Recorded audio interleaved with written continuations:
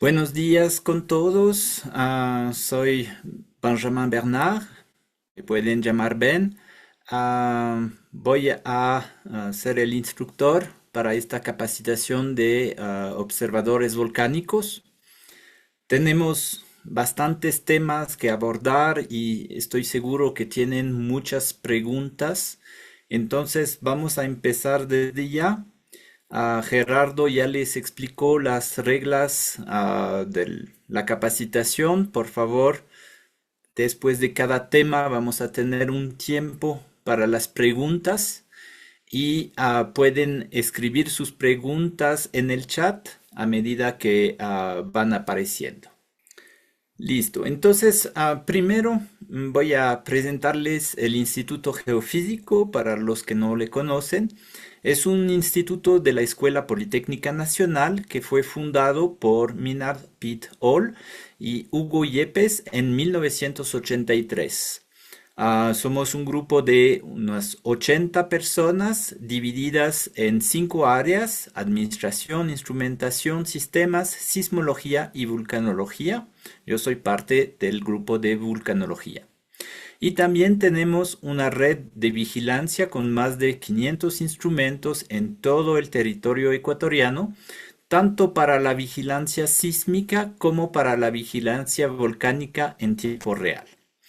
Somos el mayor centro de investigación en ciencias de la Tierra del Ecuador y por nuestra labor hemos recibido el Premio Internacional de la IAFSEI de 2020 para la vigilancia volcánica y el manejo de crisis.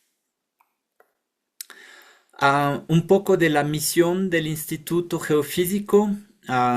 Es una misión bastante clara. Es contribuir a través del conocimiento de las amenazas sísmicas y volcánicas a la reducción de su impacto negativo en el Ecuador mediante la vigilancia permanente, la investigación científica, la formación académica de alto nivel y el desarrollo y aplicación tecnológica, promoviendo la creación. Entonces, esa capacitación justamente entra perfectamente en nuestra misión. Y finalmente, para terminar las presentaciones, yo soy Benjamin Bernard, como les había dicho. Tengo un doctorado en Ciencias de la Tierra, especialidad Vulcanología de la Universidad Clermont, Blaise Pascal en Clermont-Ferrand. Tengo 17 años de experiencia en la vigilancia e investigación de los volcanes del Ecuador. Soy profesor titular e investigador del Instituto Geofísico desde 2014 y en 2019 fundé, justamente en colaboración con la Cruz Roja, esa red de observadores volcánicos, y vamos a hablar de esto un poco más adelante. Dentro del Instituto Geofísico soy responsable de la vigilancia de las nubes y caídas de ceniza. Listo. Entonces, esta mañana vamos a abordar 4 temas, y más o menos vamos a tener 1 hora para cada tema. Primero vamos a hablar de los fenómenos volcánicos. Entonces aquí tenemos justamente una representación de un poco todos los fenómenos que hay. Vamos a enfocarnos en ciertos, no vamos a hablar de todos, pero por supuesto si tienen preguntas podemos indicar en otros. Luego vamos a hablar un poco del Ecuador, de nuestra geografía, de la actividad de los volcanes en Ecuador. Y en la segunda mitad de la capacitación vamos a hablar del rol de los observadores volcánicos y también vamos a ver qué hacen los observadores volcánicos. Listo. Entonces, para empezar vamos a hablar de los fenómenos volcánicos. Una de las primeras preguntas que podemos hacernos es ¿qué es un volcán?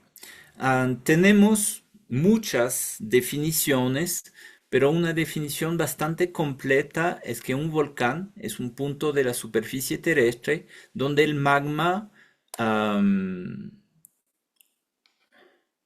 perdón, un segundo, voy a quitar eso, donde llega el magma, ¿sí? El edificio volcánico se construye por la acumulación de productos volcánicos. Entonces, tenemos aquí un esquema, justamente un corte de un volcán, donde vemos la cámara magmática en profundidad o el reservorio magmático y a través de conductos el magma sube a la superficie, ¿sí? Puede subir por el cráter principal o puede subir por conductos secundarios, ¿sí? Y va a llegar a la superficie de diferentes maneras. Puede llegar el magma de forma líquida y es lo que nos va a dar los flujos o las coladas de lava.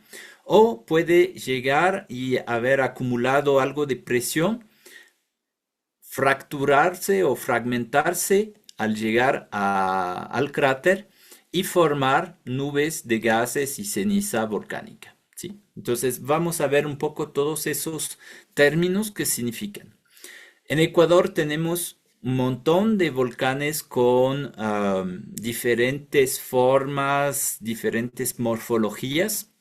Y aquí les muestro un ejemplo del volcán, del complejo volcánico Ilinisas, que tiene el Iliniza Sur o Iliniza Sensustricto y el Iliniza Norte, que también se llama Tioniza. Ya, entonces, dentro de la definición de un volcán vemos que el magma llega y hace erupción. Entonces, ¿qué es una erupción? Una erupción es la salida de material volcánico o en forma líquida o en forma sólida por el vento o el cráter del volcán. ¿Sí?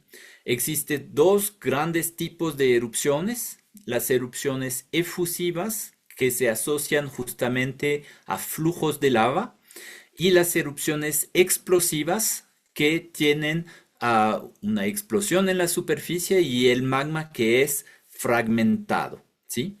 Ah, esos dos tipos de erupciones pueden ocurrir al mismo tiempo en un volcán. Eso no es relevante.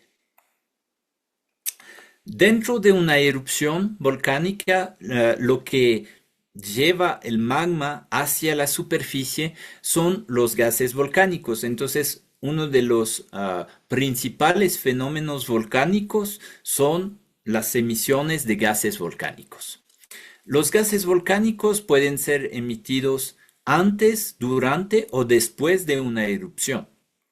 Los más comunes son el agua, H2O. El agua es sin olor, incoloro, pero lo vamos a ver cuando entra en la atmósfera porque se condensa en vapor de agua blanco. Entonces, aquí como lo pueden ver en el Cotopaxi o en minas de azufre en el volcán Sierra Negra en Galápagos, tenemos esos penachos blancos que salen a menudo del volcán y esa parte es justamente el vapor de agua. Es el gas principal. Puede ser de entre 50% hasta el 99% del gas emitido por un volcán. Luego tenemos el CO2, el dióxido de carbono. Este también no tiene olor y es incoloro. Es un gas volcánico importante. Tiene una densidad mayor que la densidad del aire, entonces se puede acumular en depresiones y en algunos casos puede provocar la asfixia de animales e incluso personas. ¿Sí? Ese gas sale desde bastante profundo. Cuando el magma está a gran profundidad, ya empieza a salir este gas del magma. ¿Sí? Luego tenemos un gas que es un poco menos conocido, que es el SO2 o dióxido de azufre. las personas que se han acercado a cráteres activos probablemente han percibido ese gas. No tiene un olor característico muy definido, pero yo le describo como un olor acre, ¿sí? Provoca irritación, es incoloro también. En altas cantidades puede hacer reacción con la humedad del ambiente y aparecer un poco azulado, ¿sí? Entonces ahí es cuando se forman unas gotitas de ácidos en la interacción entre el dióxido de azufre y la humedad de la atmósfera, ¿sí? Ese gas, el dióxido de azufre, es muy útil. Sale del magma a menor profundidad que el dióxido de carbono. Eso nos ayuda justamente a decir si el magma es profundo o si es un poco más somero. Y también tiene otra particularidad, es que no está presente de manera natural en el ambiente, ¿sí? En la atmósfera, ¿sí? Solamente está presente cuando tenemos industrias pesadas, por ejemplo, que hacen vulcanización de neumáticos o hierro, cosas así, o en volcanes, ¿sí? El resto del tiempo no hay este gas presente en la atmósfera o se ha convertido en otros elementos. Entonces, ¿por qué es interesante esto? Porque nosotros queremos saber cuándo está el gas en la atmósfera. Pero, por ejemplo, para los dos primeros, que son presentes de manera natural en la atmósfera, entonces en la atmósfera hay bastante agua, ¿sí? Todas las nubes justamente son vapor de agua, pero incluso si no vemos nubes, hay agua, hay humedad en la atmósfera, ¿sí? Y lo mismo para el dióxido de carbono. Ustedes saben que ahora, debido en parte a la actividad humana, tenemos bastante dióxido de carbono en la atmósfera, cerca de 420 ppm. Entonces, esa cantidad de dióxido de carbono como que esconde si el volcán está emitiendo algo, ¿sí? Entonces, por eso nosotros usamos mucho el dióxido de azufre en la vigilancia de los volcanes, porque es un gas que es menos presente en la atmósfera, entonces es más fácil de detectar. Hay muchos otros gases volcánicos. Hay el monóxido de carbono que provoca envenenamiento. Hay el H2S, que es justamente el gas que huele a huevos podridos, ¿sí? Este gas no viene directamente del magma, sino del sistema hidrotermal. Entonces, cuando vemos los gases de azufre, es muy interesante ver si son gases que vienen del sistema hidrotermal, como el H2S, o si son gases que vienen directamente del magma, como el dióxido de azufre, ¿sí? Y luego tenemos otros ácidos que pueden ser dañinos, como el ácido clorhídrico, el ácido fluorhídrico. Estos gases pueden provocar irritaciones a la piel, los ojos, el sistema respiratorio. Pueden provocar en altas concentraciones asfixia, en particular, como les decía, el dióxido de carbono, que como es más denso que el aire, entonces se acumula en depresiones. Pueden provocar envenenamiento cerca de las zonas de emisión, como el monóxido de carbono.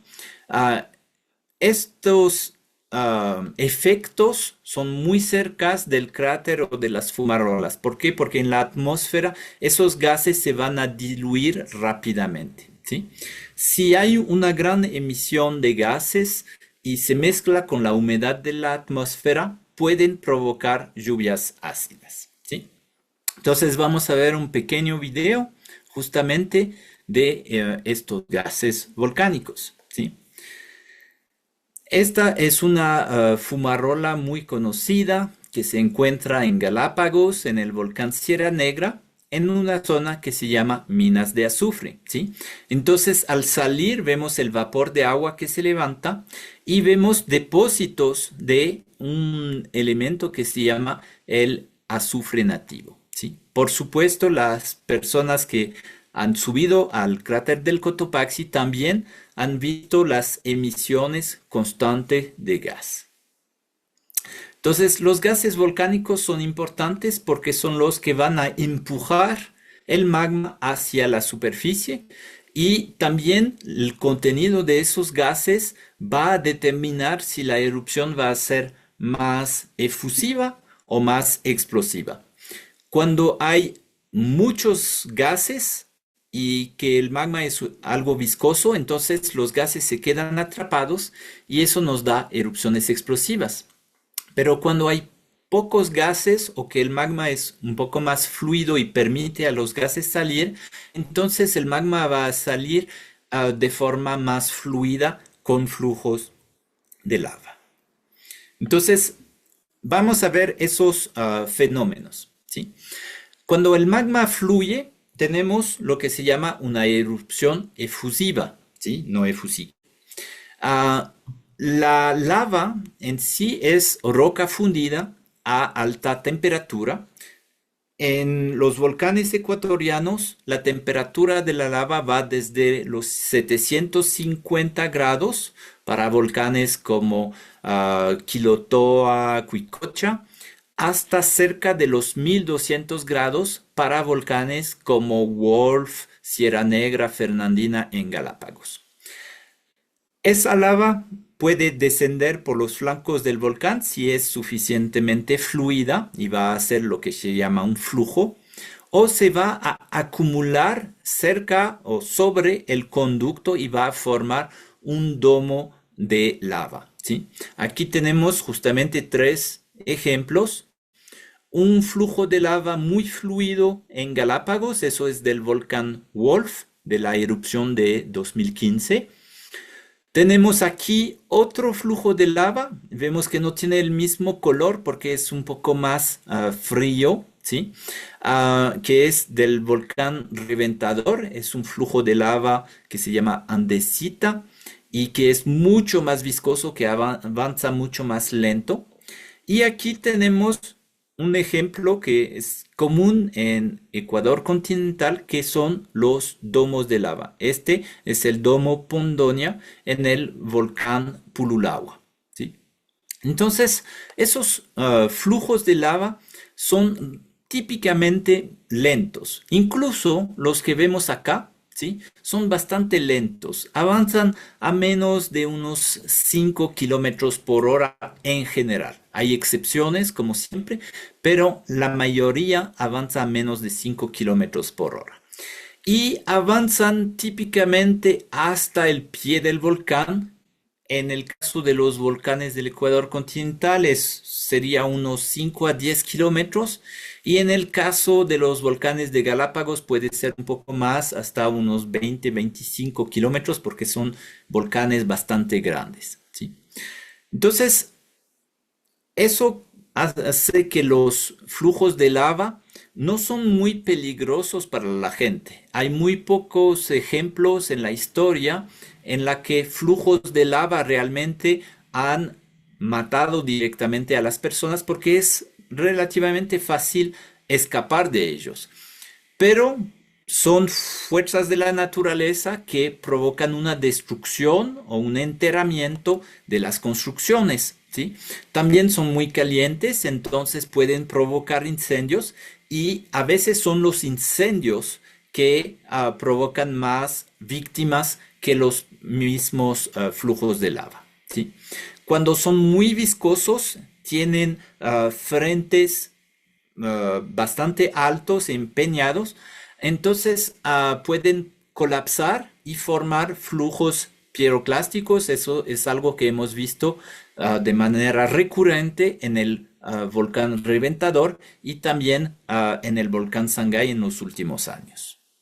Listo. Entonces ya vimos lo que son las erupciones efusivas. Ahora vamos a ver qué pasa cuando el magma explota y que tenemos una erupción explosiva. Como les decía, lo que juega un rol importante en ese fenómeno es la cantidad de gas que tiene el magma y también la viscosidad o la manera como fluye el magma, ¿sí? Cuando tenemos bastante gas y un magma viscoso, los gases no escapan fácilmente del magma. Entonces se va a crear una presión dentro del magma hasta un punto en la que van a empezar a formarse burbujas dentro del magma. Y si esas burbujas no pueden escapar porque el flujo es demasiado viscoso, entonces dentro de las burbujas aumenta la presión hasta romper el magma. ¿Ok? Eso es justamente lo que llamamos la fragmentación del magma. ¿Sí? Entonces aquí tenemos un dibujo donde tenemos un reservorio de magma con gases. Nosotros les llamamos volátiles disueltos. ¿Sí? Y pasado una profundidad, esos gases van a aparecer como burbujitas, ¿sí?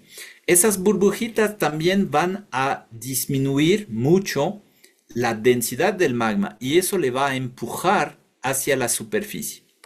Mientras suben hacia la superficie, los gases se expanden, ¿sí? Y van a hacer presión sobre el magma hasta fragmentarlo, ¿sí? Entonces, el empuje de los gases, ¿sí? Va a llevar esa mezcla de gases y fragmentos de magma hacia la superficie, ¿sí? Y va a crear justamente la columna eruptiva, ¿sí? En la columna eruptiva tenemos tres zonas. La zona de jet, que se llama la zona de empuje de gases, ¿sí? Es la zona donde las partículas van más rápido. Luego, la columna eruptiva es caliente, con muchos gases, entonces es menos densa que la atmósfera. Y por eso, en esa zona va a subir por flotabilidad, ¿sí?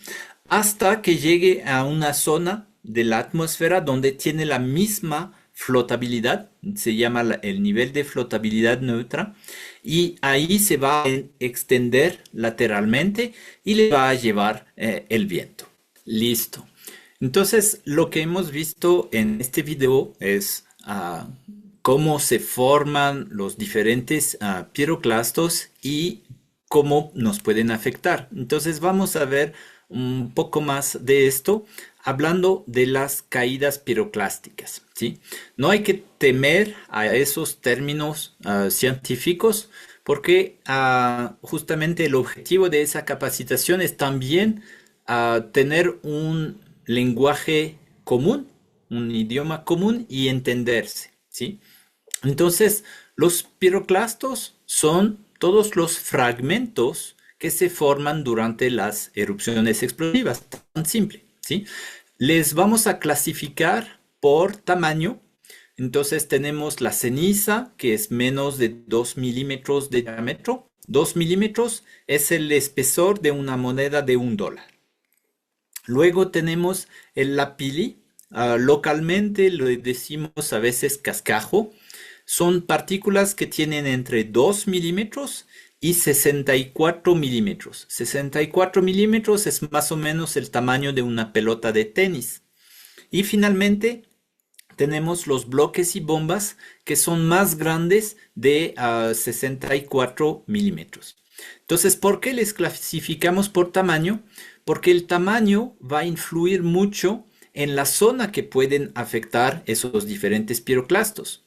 Los piroclastos más grandes, como los bloques y bombas, afectan zonas cercanas al cráter, típicamente menos de 10 kilómetros desde el vento. Esos piroclastos, al ser muy grandes, van a gran velocidad, ¿sí? Y los impactos de esos bloques y bombas pueden ser mortales o pueden provocar daños graves, ¿sí? Los piroclastos más pequeños, que son los lapilis, caen también cerca del volcán, pero pueden ser a distancia de 10, 15, 20, 25 kilómetros del volcán, ¿sí? caen un poco como un granizo y si son más cerca de la pelota de tenis pueden provocar heridas importantes. Si son más pequeños ya no van a provocar heridas, pero pueden acumularse en grandes espesores y provocar el colapso de los techos. Aquí tenemos dos ejemplos. Vemos un depósito con dos capas, una capa un poco color crema y una capa más oscura. Esas dos capas las pueden ver en el parque del volcán Cotopaxi y corresponden a erupciones del siglo XVIII. ¿Sí? Aquí tienen un martillo de unos 30 centímetros como escala. ¿Sí? Entonces, imagínense el peso que representa eso si se acumula sobre un techo. Le puede afectar e incluso hacer colapsar. ¿Sí? Y finalmente, la ceniza es la que va a ser transportada por el viento a mayor distancia. Entonces puede cubrir áreas muy grandes de miles de kilómetros cuadrados y puede alcanzar distancias de decenas hasta cientos de kilómetros del volcán, ¿sí? Como un ejemplo, en la erupción de 2020 del Sangay hemos tenido caída de ceniza en Guayaquil por el volcán Sangay, es decir, un recorrido de más de 180 kilómetros. ¿Sí? La ceniza no tiene los mismos efectos que los anteriores porque es mucho más fina, entonces es un poco como una lluvia, ¿sí? De partículas, pero puede causar irritaciones, afectar a los cultivos, al ganado. Si hay grandes acumulaciones también vamos a tener afectaciones a los techos. A partir del momento que hay ceniza en la atmósfera, podemos tener problemas con el tráfico aéreo y también puede afectar los servicios básicos como el agua, como la electricidad o también el transporte, ¿sí? Porque va a afectar las vías, ¿sí? Entonces, las caídas piroclásticas dependen mucho de la dirección y velocidad del viento, porque estos parámetros van a enfocar la ceniza a ciertas zonas, ¿sí? Ok. Dentro de los fenómenos asociados a erupciones explosivas, tenemos un segundo fenómeno que es bastante peligroso, que se llaman flujos piroclásticos. Entonces, quizás han escuchado diferentes términos para ese fenómeno. Antes se llamaban nubes ardientes, también a veces les llamamos corrientes piroclásticas.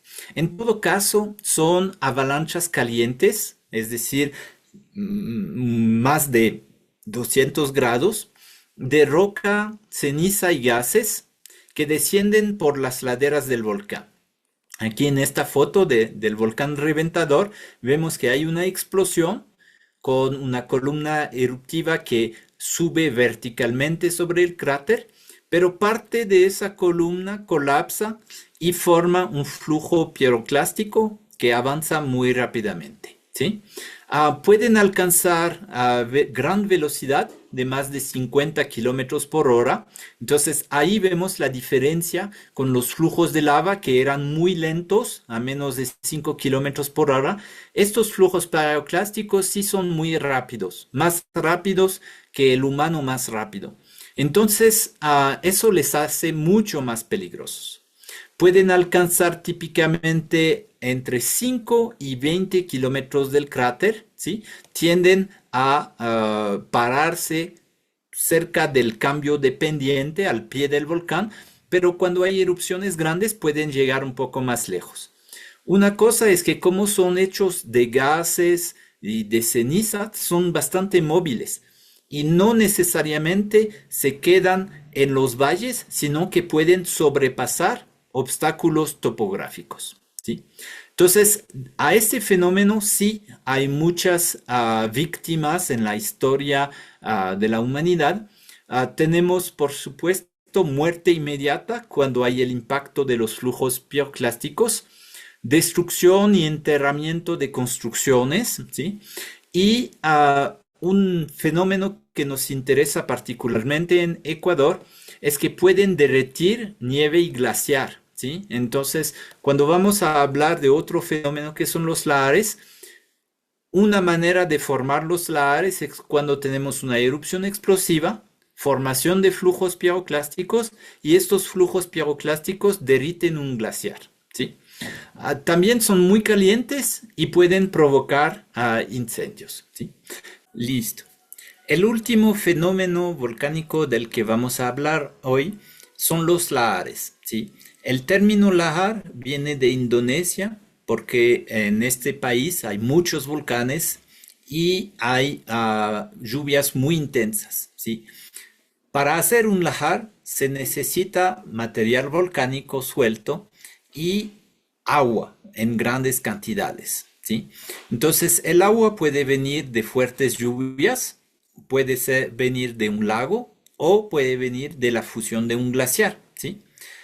Luego, los lahares son movimientos gravitacionales empujados por la gravedad y se mueven ladera abajo siguiendo los drenajes naturales a gran velocidad, ¿sí? Pueden alcanzar hasta cerca de 80 kilómetros por hora, ¿sí? Y pueden recorrer grandes distancias, decenas hasta cientos de kilómetros, ¿sí? Los lahares no son como flujos de agua, ¿sí? Son mucho más densos. Tienen un poco la consistencia del concreto húmedo, ¿sí? Entonces, imagínense un flujo de varios metros de espesor de concreto húmedo que viaja a 80 kilómetros por hora. Es un fenómeno extremadamente destructivo y si personas se encuentran en su paso, por supuesto van a sufrir lesiones graves, por lo menos, o hasta ahogamiento, ¿sí?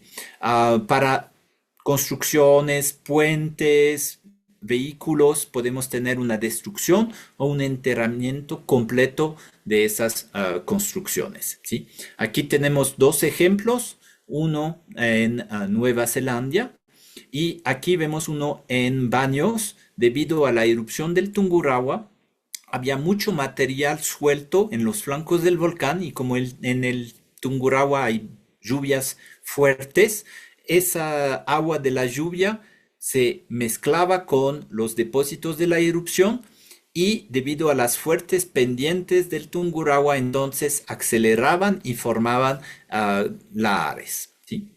Este es por la quebrada Vascun, para los que conocen.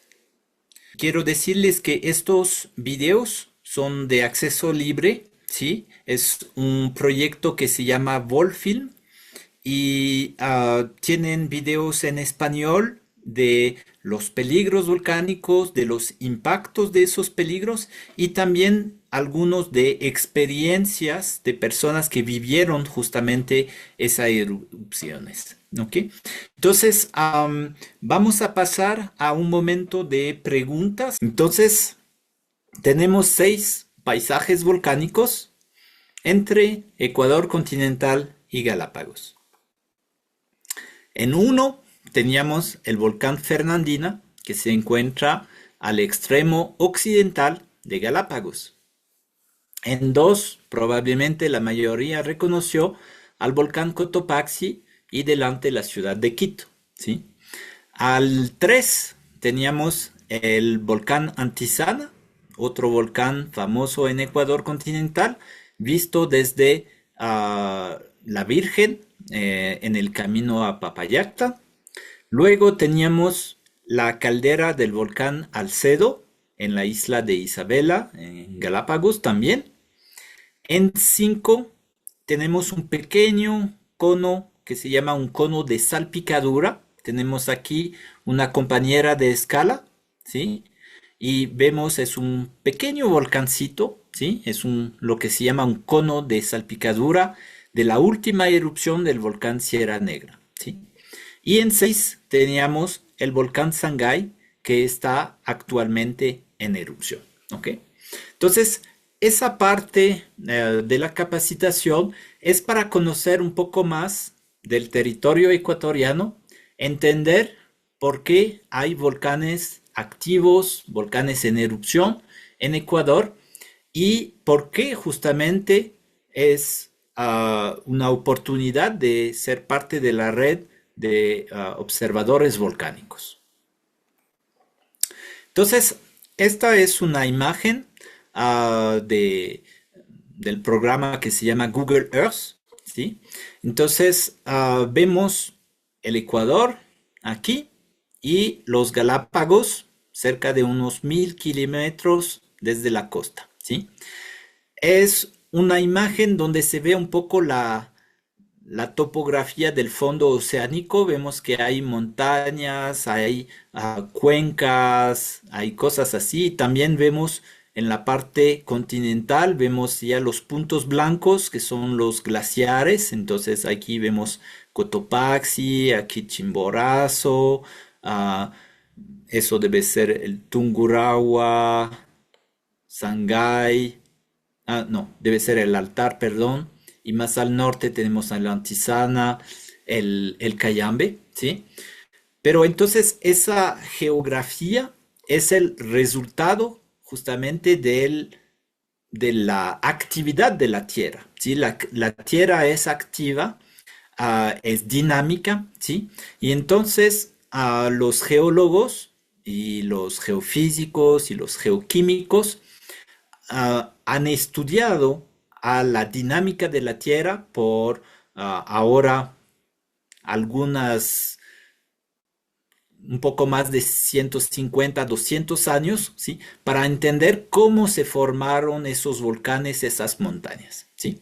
Entonces, ah, después de muchos estudios, se pudo identificar algunos elementos de ese paisaje, ¿sí?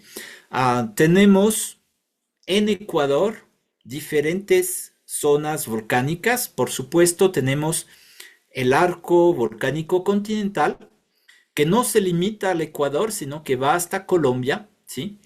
Esta zona se llama la zona volcánica de los Andes del Norte, ¿sí? Entonces, entre el Sangay hasta Romeral, en Colombia, ¿sí? Y ese arco volcánico se forma debido a un fenómeno que se llama la subducción. La subducción es cuando una placa oceánica, que es la placa de Nazca, va a pasar debajo de otra placa, en este caso es la placa continental sudamericana, ¿sí? Veremos un poco más tarde cómo eso crea el volcanismo del arco continental. Pero además de esto, tenemos los Galápagos, el archipiélago de Galápagos con sus volcanes activos también. Y está muy lejos de esta zona. Entonces, esa zona de Galápagos se forma por otro fenómeno volcánico que se llama un punto caliente, ¿sí? Entonces, un punto caliente es un fenómeno producido por la subida en el manto terrestre. La Tierra tiene tres capas principales: la corteza, que es la parte superior, el manto, que es la parte interna, y el núcleo, que es la parte más interna, ¿sí? Pero dentro del manto tenemos unas plumas termales que se llaman plumas mantélicas, y cuando estas llegan cerca de la superficie provocan una anomalía de calor, provocan magmatismo y en superficie volcanismo. Entonces es lo que tenemos justamente en Galápagos, ¿sí? Y cerca de Galápagos tenemos una fractura dentro de la placa oceánica que se llama la dorsal Nazca-Cocos, ¿sí? Eso es lo que se llama una dorsal oceánica que crea, que produce todo el tiempo nueva placa oceánica.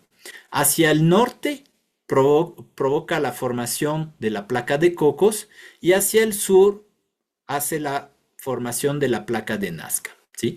Entonces, esa zona también es una zona de volcanismo, pero como está a unos 2000, 3000 metros debajo del nivel del mar, no vemos los volcanes, pero es una zona activa que tiene volcanes activos también. Entonces, podemos decir que en Ecuador tenemos las tres formas principales de volcanismo, que son volcanismo de subducción, como el arco volcánico continental, volcanismo de punto caliente con Galápagos y volcanismo de dorsal con la dorsal Nazca-Cocos. ¿Ok?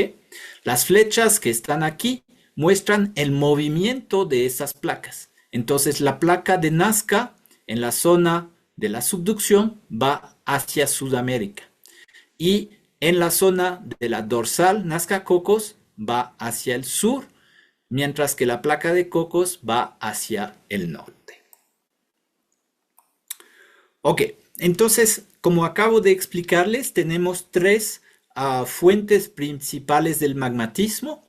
Tenemos las dorsales oceánicas, donde hay material caliente que viene de la profundidad, se acerca a la corteza terrestre y al hacer esto se expande y empieza a derretirse, ¿sí?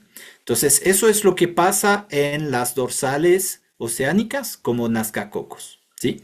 Luego, la segunda manera es con una pluma mantélica, entonces un penacho de rocas calientes que viene del interior de la Tierra, ¿sí? Que llega cerca de la superficie y que va a calentar las rocas. Entonces aumenta la temperatura y eso va a derretir las rocas del manto y va a crear los volcanes de punto caliente, ¿sí? Y finalmente tenemos las zonas de subducción. En esas zonas lo que hacemos es reciclar de cierta manera una placa oceánica dentro de la Tierra, pero cuando vamos a reciclar esto, la placa oceánica va a traer mucha agua, ¿sí? Va a traer agua del océano directamente entre los poros, pero también el contacto de las rocas con el océano va a hacer reacciones químicas y entonces esas reacciones químicas van a hidratar a las rocas de la placa en subducción que va a entrar, ¿sí? Pero el agua es lo que llamamos un volátil, porque el agua no le gusta mucho mantenerse en los sólidos, en los minerales o entre los poros. Entonces el agua quiere escapar, además que es poco denso, ¿sí?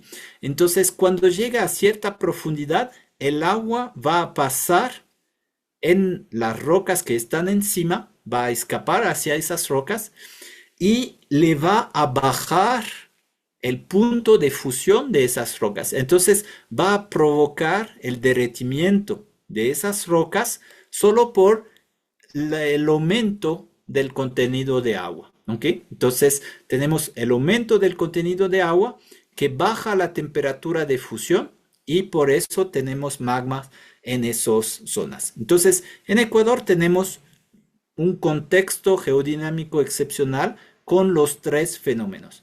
Pero los que nos van a interesar más son los puntos calientes y las zonas de subducción, porque eso es lo que podemos ver. Entonces, empezando con Galápagos, como les decía, Galápagos es formado por el punto caliente Galápagos y es un conjunto, un archipiélago de muchas islas, ¿sí? Tenemos alrededor de 21 centros volcánicos que han emergido, es decir, que están sobre el nivel del mar, pero además de estos también tenemos volcanes submarinos, como pueden ver aquí, ¿ok? Solamente que no vemos sus erupciones porque están bastante profundo en el mar, ¿sí? Pero de los 21 centros volcánicos que están sobre el nivel del mar, sabemos que alrededor de 12 volcanes han tenido erupción en los últimos 11.700 años, ¿sí? Entonces, ¿por qué utilizamos esto? En vulcanología se utiliza un periodo conocido como el Holoceno. Holo significa todo, seno significa reciente, ¿sí? El todo reciente, porque a escala geológica eso es el periodo más reciente, ¿sí?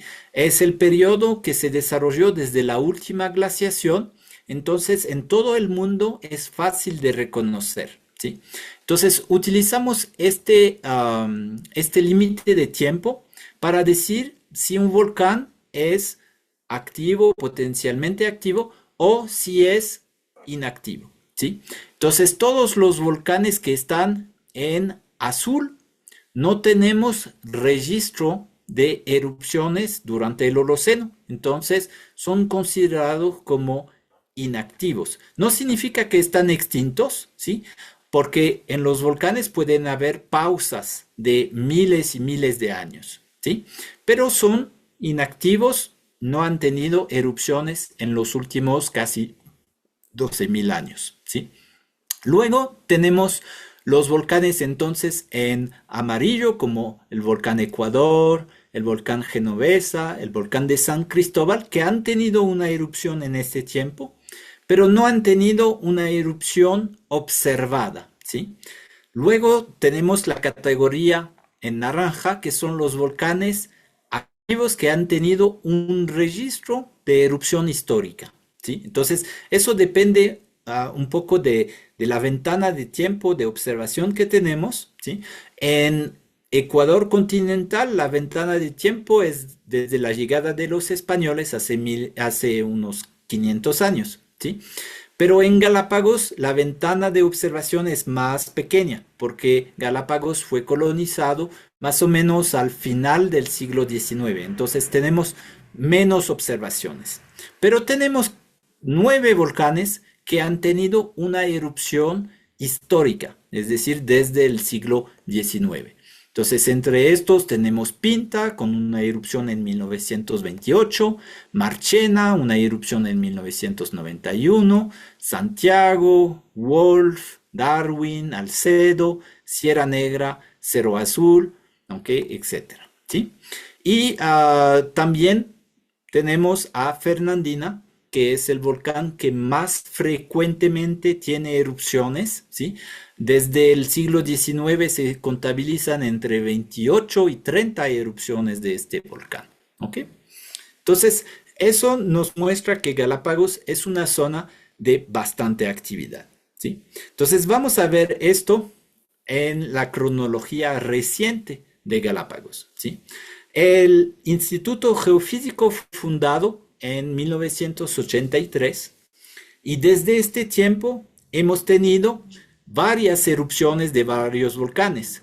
Los que más han erupcionado son Fernandina, por supuesto, y Cerro Azul y Wolf. ¿Okay? Esos son los 3 que más ha tenido erupciones, pero también hemos tenido erupciones de Marchena y hemos tenido agitaciones que no llegaron a ser erupciones, ¿sí? Eso es cuando dentro del volcán algo se está moviendo, magma se está moviendo, pero no llega a la superficie. Entonces hubo una agitación hidrotermal en Alcedo en 1993 y luego una agitación magmática en Alcedo entre 2007 y 2011. Entonces, eso nos dice que Alcedo es un volcán activo, ¿sí? Cerro Azul tuvo erupción en 1998, también en 2008, y podemos pensar, bueno, pasaron 10 años, ¿qué pasa 10 años después? 10 años, casi 10 años después, Cerro Azul tuvo una agitación, pero el magma no llegó a la superficie, sino que hizo una intrusión lateral en el flanco sur oriental, ¿sí? Y finalmente, entonces tenemos alrededor de una erupción cada 2 años en Galápagos, ¿sí? Y la última erupción fue la de Fernandina entre marzo y mayo de 2024. Ok, vamos a hablar de algunas de esas erupciones de manera rápida, pero como les decía, Galápagos es un volcanismo de punto caliente y el magma es un basalto, un magma fluido que es muy caliente, más de 1150 grados. Y entonces cuando llega a la superficie, lo típico de las erupciones de Galápagos son flujos de lava basáltica. ¿Okay? Entonces en Sierra Negra en 2018 podemos ver aquí unas fuentes de lava que miden quizás unos 50 metros de alto, ¿sí? Y dentro de la caldera un pequeño flujo de lava. De esa erupción, la mayoría de la lava fue hacia el flanco norte del volcán, ¿sí? Y entonces eso es la vista desde el norte, donde vemos las zonas de fisura y vemos los flujos de lava de diferentes ventos. Entonces vamos a ver unos videos de esa erupción. Buenas tardes, compañeros, amigos televidentes. Nosotros nos encontramos aquí en Isla Isabela, en el archipiélago de Galápagos, donde el volcán Sierra Negra entró en erupción. Ante ello, el Comité de Operaciones de Emergencia se activó. Nosotros hemos preparado un reportaje sobre los últimos detalles y las acciones que se han tomado ante este proceso eruptivo. Veamos. Tras 13 años, el volcán Sierra Negra, ubicado en la isla Isabela, en el archipiélago de Galápagos, despertó con furia. Ríos de lava ardiente alertaron a habitantes y autoridades de la región, pero tan solo 2 días después, así luce el cráter. Una pequeña marca roja a kilómetros de distancia es la señal de que aún continúa su actividad. Autoridades no descartan que su proceso eruptivo en el interior continúe. Creo que a partir de eso y del monitoreo que haga directamente el Instituto Geofísico tendremos algunos insumos que permiten tomar decisiones como el acceso a las actividades turísticas. Puede que hoy la actividad ya esté baja, pero eso no significa que no se pudiera reactivar. El martes, la erupción de el coloso más grande de la región, con una caldera de 9 kilómetros de largo y 7 de ancho, generó la evacuación de 250 personas y la suspensión de actividades turísticas en la zona. Personal de la Secretaría de Gestión de Riesgos, miembros del Instituto Geofísico y bomberos llegaron hasta esta isla para evaluar la situación. De esta forma se activó el Comité de Operaciones de Emergencia. La seguridad ciudadana y obviamente la madre naturaleza que nos rodea. El volcán tiene una característica en torno a sus procesos eruptivos. La lava se dirija hacia el mar, no hay afectaciones en las zonas rurales o urbanas. Según el Instituto Geofísico, en las últimas 12 horas, la actividad eruptiva del volcán se ha caracterizado por la disminución paulatina del tremor sísmico y acústico. La presencia de tremores de baja amplitud en los registros acústicos y sísmicos es un indicador de que la actividad volcánica continúa, aunque de menor intensidad. Hasta el momento aquí se han registrado más de 100 sismos volcano-tectónicos. Con esta información regresamos con ustedes a estudios. Una buena tarde. Listo. Vamos a ver otro video que es bastante impresionante del flanco norte.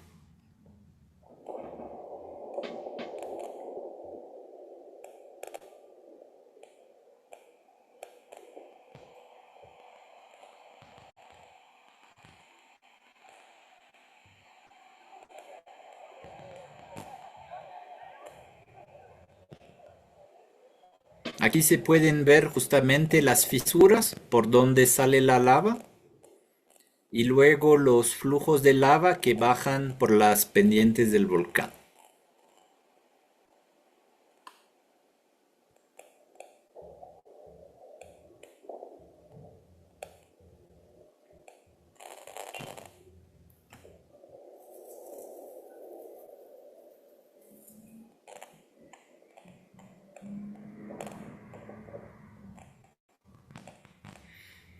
Esta fue una de las erupciones más grandes en Galápagos en las últimas décadas y emitió cerca de 200 millones de metros cúbicos de basalto, ¿sí? 200 millones de metros cúbicos. Es una cantidad enorme, ¿sí?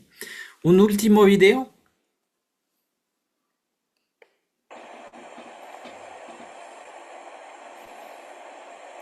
Aquí se ve lava llegando al mar y justamente se ven también relámpagos dentro de la columna de gas emitida por esa interacción entre la lava y el mar, ¿sí? Este video está etiquetado, si van al enlace YouTube, está etiquetado como Sierra Negra 2018, ¿sí? Uno de los labores del Instituto Geofísico es justamente verificar esas informaciones, ¿sí? Y para este video tenemos una foto del Parque Nacional Galápagos del 16 de junio del mismo año y vemos una coincidencia visual bastante fuerte entre los flujos de lava, dos flujos de lava así bajando y unos pequeños flujos arriba, ¿sí? Pero esa foto, como les decía, fue tomada 10 días antes de la erupción de Sierra Negra y fue tomada en el volcán Fernandina, ¿sí? Eso es para decirles que hay que tener mucho cuidado con la información que podemos ver en las redes sociales, en YouTube, porque a veces está mal etiquetado y eso puede causar confusión en el público, ¿sí? Entonces, para terminar sobre Galápagos, Fernandina, como les decía, es el volcán que mayor frecuencia de erupción tiene. Tuvo una erupción en 2009, luego en 2017, 2018, 2020 y su última erupción fue en 2024. Fue una erupción bastante larga que duró unos 68 días, ¿sí? La erupción empezó cerca de la Gran Depresión Somental que se llama la Caldera de Fernandina, ¿sí? A través de una serie de fisuras, ¿sí? Y fue un flujo de lava bastante grande que mide más de 15 kilómetros de largo, ¿sí? Y cubrió 15 kilómetros cuadrados del terreno de Fernandina, ¿sí? También, como llegó al mar, como se ve en esa foto, creó un poco más de la isla, ¿sí?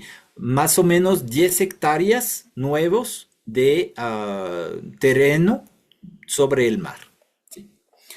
Listo. Entonces, con esa información ya sabemos cómo se formaron los volcanes de Galápagos y cuál es su actividad. Y vamos a ver un poco lo mismo para el arco volcánico continental. Entonces, en ese gráfico, como les decía, el arco continental se forma por otro proceso que es la subducción, ¿ok? Entonces, el arco volcánico continental es, en Ecuador, es extremadamente denso. Tenemos muchos, muchos volcanes, ¿sí? En ese, en ese mapa, que es ya un poquito viejo, que vamos a actualizar pronto, tenemos alrededor de 77 centros volcánicos en total, ¿sí? De los cuales cerca de 24 han tenido una erupción o han tenido actividad en los últimos 11.700 años y son considerados como potencialmente activos, ¿sí? De estos 24, 8 han hecho erupción desde la llegada de los españoles en 1532. Entonces vemos en estos, por ejemplo, el Cotopaxi, el Huahuapichincha, el Sumaco, el Cayambe, ¿sí? Y en 2026, me olvidé actualizar esto, en 2026 tenemos dos volcanes que están en erupción hoy en día, el Sangay, que es el volcán más al sur, y el Reventador, que está en la zona subandina, ¿sí? Estos son los dos volcanes en erupción. Entonces vamos a ver, en los últimos 25 o 30 años, hemos tenido 5 de esos volcanes que han hecho erupción, ¿ok? Entonces, eso es el mismo gráfico que para Galápagos, pero para los volcanes del arco continental. Entonces, otra vez, la fundación del instituto en 1983 y entre 1981 y 1998, el volcán Huahuapichincha tuvo una agitación volcánica sin erupciones, con lo que se llaman explosiones freáticas, ¿sí? Entonces, hace pocos días justamente teníamos el aniversario del fallecimiento de dos funcionarios del Instituto Geofísico en el Huahuapichincha en 1993, en marzo de 1993 son colegas que fueron en el Huayua Pichincha a medir los gases del volcán y hubo una explosión freática que les quitó la vida, ¿sí? Además de esto, entonces el Huayua Pichincha, después de esa crisis, empezó una erupción entre 1999 y 2002, con las explosiones más grandes que ocurrieron en octubre de 1999 y provocaron caída de ceniza en Quito, ¿sí? Luego vemos el Tungurahua, que empezó más o menos a la misma fecha. El Sangay, que está casi todo el tiempo en erupción, ¿sí? Entonces tuvo un periodo largo con erupciones pequeñas entre 2001 y 2013. Y luego tuvo varios periodos, 2016, 2017, 2018. Y el periodo actual, que es continuo desde 2019, ¿sí? También hubo agitaciones no eruptivas, por ejemplo, del volcán Cayambe. En 2002 hubo una primera agitación y en 2017 hubo una segunda agitación. Hasta el momento el Cayambe no hizo erupciones en esos años, pero eso se ve que es un volcán activo. También hemos tenido una crisis sísmica y de deformación en el Chiles, más o menos desde el año 2013 hasta la actualidad, pero con algunos sismos muy grandes, como el sismo del 20 de octubre de 2014 y el sismo del 25 de julio 2022. Los dos fueron de magnitud 5.6, entonces son sismos importantes asociados a la crisis del Chile, ¿sí? Además de esto, vemos que el Tungurahua tuvo su erupción más fuerte del periodo en 2006. Tenemos también el Reventador, que se reactivó en 2002 por una erupción muy grande. Hablaremos de esta en particular. Y tenemos también el Cotopaxi, que tuvo una agitación no eruptiva en 2001. Y luego en 2015, ¿dónde está? Aquí. En 2015 tuvo una pequeña erupción, ¿sí? De un índice de explosividad 1. Y en 2022 otra pequeña erupción con un índice de explosividad volcánica de 1. ¿Okay? Entonces ahí justamente se ve la cantidad de actividad volcánica que hay en Ecuador continental. Entonces, Huayua Pichincha, 99, 2001 o 2002, ¿sí? Con las caídas de ceniza en Quito, ¿sí? Y tuvieron que evacuar las comunidades de Yoa. Aquí un video de la erupción del 7 de octubre con la formación de justamente una columna eruptiva muy grande, cerca de 12 kilómetros sobre el nivel del cráter.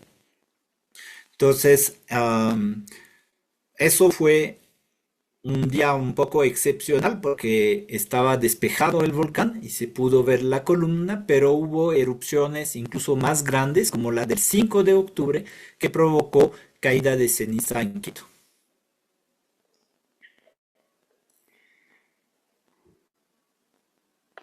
Entonces parece un poco al hongo de una bomba nuclear, pero en realidad es una erupción volcánica. El Tungurahua tuvo actividad entre 1999 y 2016 con muchas caídas de ceniza en los alrededores del volcán, y en 2006 empezaron las erupciones con flujos piroclásticos. Entonces empezó en julio una primera erupción.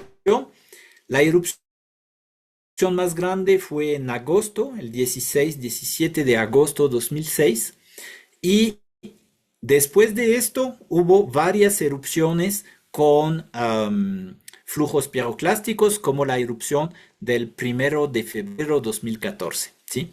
Entonces había la pregunta de ¿por qué se dio ese cambio de actividad?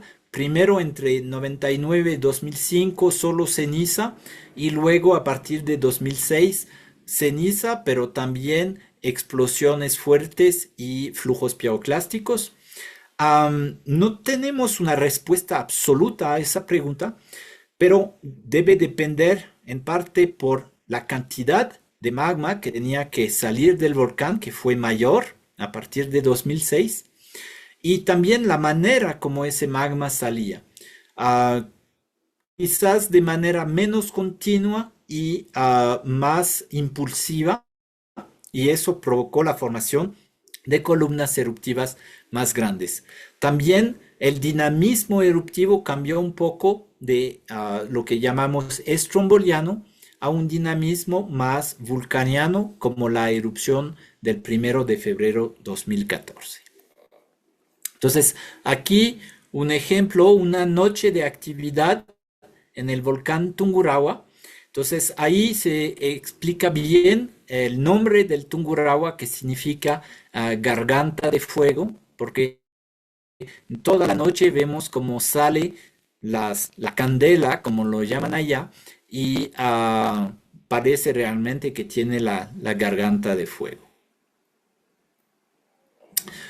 Luego el Cotopaxi, que tuvo dos pequeñas erupciones en 2015-2016 y 2022-2023.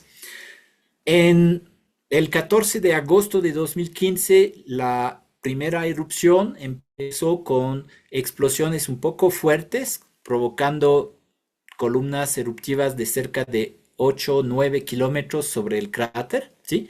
Y también caídas de ceniza en los alrededores. Entonces eso es uno de los impactos que hemos comentado. Entonces impactos a la agricultura, impactos en la viabilidad con la reducción de visibilidad en la autopista, y también caída de ceniza en el Parque Nacional Cotopaxi. Esto es un video acelerado de la actividad de 2022, que fue mucho menos intensa que la de 2015, ¿sí? Que duró más tiempo, 8 meses en 2022 contra 3 meses y medio para 2015, pero de menor intensidad. Entonces vemos como el viento lleva la ceniza al occidente, pero también vemos que si la ceniza llega a mayor altura puede cambiar de dirección y regresarse, ¿sí? Este fenómeno es bastante común. La atmósfera no es un medio homogéneo, es un medio de capas que tienen diferentes direcciones y velocidades del viento. Entonces en las capas bajas en este video el viento va hacia el occidente, pero si llegamos a cierta altura, entonces el viento va en otra dirección. Luego el Reventador.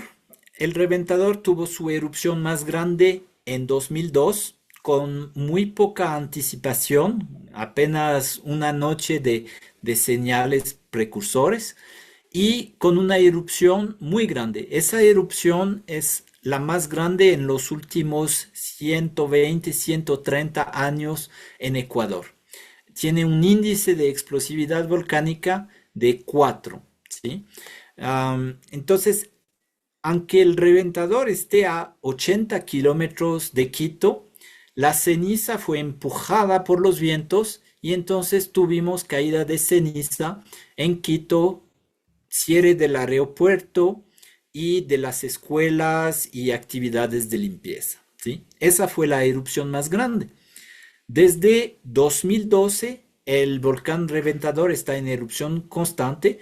Entre 2002 y 2012 tuvo periodos de actividad con altos y bajos, pero desde 2012 tenemos erupciones y explosiones cada día en el Reventador. Entonces, esto es un ejemplo de explosión en el volcán Reventador, donde vemos justamente el desarrollo de la explosión. Entonces, ahí lo que pueden ver es cómo los gases empujan al material y cómo van volando las piedras, ¿sí? Desde esa perspectiva pueden parecer pequeñas piedras, pero en realidad todas las piedras que vemos son del tamaño de una televisión, más o menos. Y las piedras más grandes pueden alcanzar el tamaño de un carro, el tamaño de un camión, ¿ok? Ya, para terminar, tenemos el volcán Sangay que está en erupción continua desde 2019, pero en periodos anteriores tiene erupciones frecuentes también. Esa erupción es un poco particular porque hizo la formación de una nueva quebrada en el flanco suroriental del volcán, ¿sí? Esa nueva quebrada va alimentando el río Volcán con bastante material volcánico y este se va depositando a la confluencia del río Volcán y del río Upano, ¿sí? Entonces aquí tenemos algunas imágenes de su actividad. Eso es una imagen satelital donde vemos los flujos de lava, ¿sí? Este tiene un poco más de 1 kilómetro de largo. Vemos las fotos de las explosiones, eso nos fue cortesía del EQ911, ¿sí? Donde se ve el desplazamiento de la ceniza hacia el occidente. Y eso fue después de una de las principales erupciones de ese periodo, el 20 de septiembre de 2020, donde hubo fuertes caídas de ceniza al occidente del volcán y eso es cerca de la población de Payatanga. Entonces, aquí, asociado a la formación de esa quebrada, están justamente la formación de fuertes flujos piroclásticos. Entonces vamos a ver un poco lo que pasó para formar esa quebrada. Como lo pueden ver ahí, tenemos el descenso de un flujo piroclástico. Entonces esa nube de ceniza, gases y rocas grandes, ¿ok? Que va bajando por el volcán a gran velocidad, ¿sí? Y eso va erosionando la quebrada en la parte con mayor inclinación, ¿sí? También vemos aquí cómo la ceniza puede sobrepasar obstáculos, ¿ok? Del valle, ¿sí? Y afectar una zona más extensa. Afortunadamente en el Sangay, como no hay comunidades cercanas al volcán, no hubo fallecimientos asociados a esas erupciones, ¿sí? Entonces, debido a la alta actividad en Ecuador continental y en Galápagos, tenemos una vigilancia instrumental importante en el país. Entonces, lo primero que vigilamos es la sismicidad de esos volcanes, ¿sí? A través de instrumentos que se llaman sismómetros. Tenemos redes de sismómetros en el Tungurahua, en el Cotopaxi, en el Huahuapichincha, también en Galápagos, ¿sí? Estos nos permiten ver todos los pequeños, las pequeñas fracturas que se abren en el volcán o los movimientos de fluidos que ocurren en el volcán. También se mide la deformación de los volcanes, porque cuando el magma sube hacia la superficie, empuja las capas, ¿sí? Y eso va a deformar ligeramente la superficie. No es una deformación que podemos ver a simple ojo, necesitamos instrumentos de muy alta resolución que pueden ver desplazamiento de milímetros, ¿sí? Entonces, eso también tenemos instalados en diferentes volcanes. Como les decía en la introducción de los fenómenos volcánicos, los gases volcánicos son muy importantes porque es el primer producto volcánico que llega a la superficie. Entonces, la vigilancia de los gases volcánicos es algo fundamental para entender los sistemas magmáticos, ¿sí? Cuando hay erupción, entonces podemos utilizar otras técnicas como el infrasonido. El infrasonido es como un micrófono, pero que escucha el volcán en una frecuencia más baja de la que podemos escuchar nosotros. Pero el volcán emite mucha energía en ese espectro del sonido, ¿sí? Luego tenemos cámaras, por supuesto, entonces cámaras visuales y térmicas que miden la luz en el espectro visible para las visuales y en el espectro infrarrojo para las cámaras térmicas, ¿sí? Estas nos dan información sobre qué está pasando en el volcán, si hay productos volcánicos que están saliendo, ¿sí? Y también usamos sensores remotos que están ubicados en satélites para ver, por ejemplo, los gases, las anomalías térmicas o también la deformación de los volcanes, ¿sí? Hay que indicar que el Instituto Geofísico ha constituido redes en la mayoría de los volcanes activos, ¿sí? Y en todos los volcanes en erupción. Listo. Entonces con eso termino y vamos a tener un pequeño tiempo de preguntas. En esa segunda parte ya vamos a hablar mucho más a detalle del rol de los observadores volcánicos y como les decía, estas dos últimas partes van a ser probablemente más cortas, así que si tienen preguntas que no fueron respondidas en las dos primeras, tendrán oportunidades también de hacer preguntas. ¿Ok? Ok, entonces vamos a empezar con una pequeña introducción de la red de observadores volcánicos.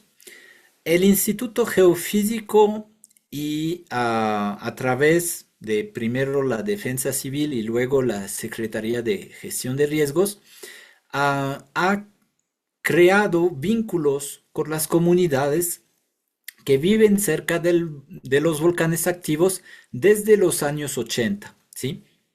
Los primeros vigías del volcán fueron justamente implementados para vigilar esa actividad freática que tenía el Huayhuas Pichincha entre 1981 y 1999 y luego, por supuesto, para vigilar la actividad entre 1999 y 2002. Todavía tenemos justamente esa red de vigías, aunque los dos primeros vigías ya se jubilaron, ¿sí?